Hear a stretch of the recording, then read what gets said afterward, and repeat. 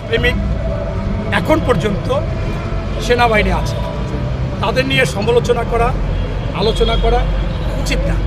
আমি নিজে চোখের সামনে দেখেছি, আমার 65 সালে জন্ম, স্বাধীনতার সব কিছু মনে আছে, যেহেতু সেন্সিটিভ ব্যাপার। সেই সময় সেনাবাহিনীর ভূমিকা ছিল বাংলাদেশে সবচেয়ে বেশি। আমি 90-এর আন্দোলন করেছি, জেল খেটেছি, গুলি খেয়েছি।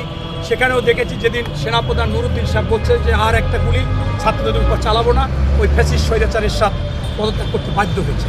এবং 24-এর 36 জুলাই, 5ই আগস্টও আমরা দেখেছি, যখনই সেনা প্রধান বা সেনাবাহিনীর লোকজন বলেছে যে আর কোনো গুলি চলবে না, আমরা কোনো অন্যায় অবিচার করতে পারবো না, ওই ফ্যাসিস্ট খুনি হাসিনাও পালিয়েছে। তাই আমি মনে করি যে সবসময় এই সেনাবাহিনীর ভূমিকা খুব গুরুত্বপূর্ণ।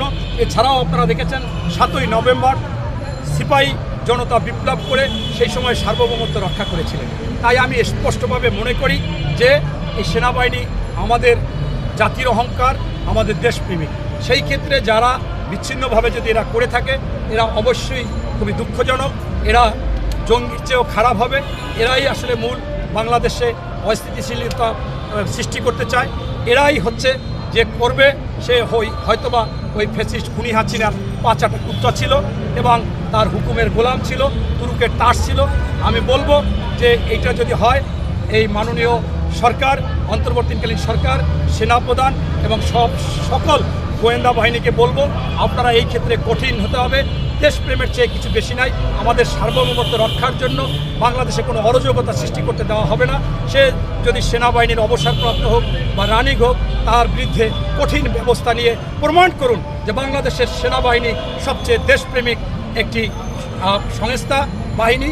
এর বিপক্ষে কেউ যেতে পারবে না এবং এই দেশপ্রেমের বা রাষ্ট্রের বিপক্ষে গেলেই তাদের ইনশাল্লাহ কঠিন বিচার হবে, শাস্তি হবে।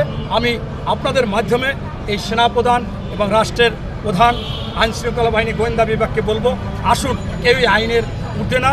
যদি এই সমস্ত কোনো ট্রেনিং আওয়ামী লীগ বা আওয়ামী লীগের দোসর বা কাউকে দিতে চায়, দিয়ে যদি তারা সংগঠিত হতে চায়, তাদের বিরুদ্ধে কঠিন ব্যবস্থা নেওয়া হোক। আপনারা যদি না পারেন, আমাদের জনগণকে ডাকুন, আমরা এগিয়ে আসব, ধরে আপনাদের হাতে দিব, গণপিটানি দিয়ে হাতে দেব। ওকেও এই শেখ হাসিনার মতো বাংলাদেশ থেকে বিতাড়িত করতে হবে। ধন্যবাদ।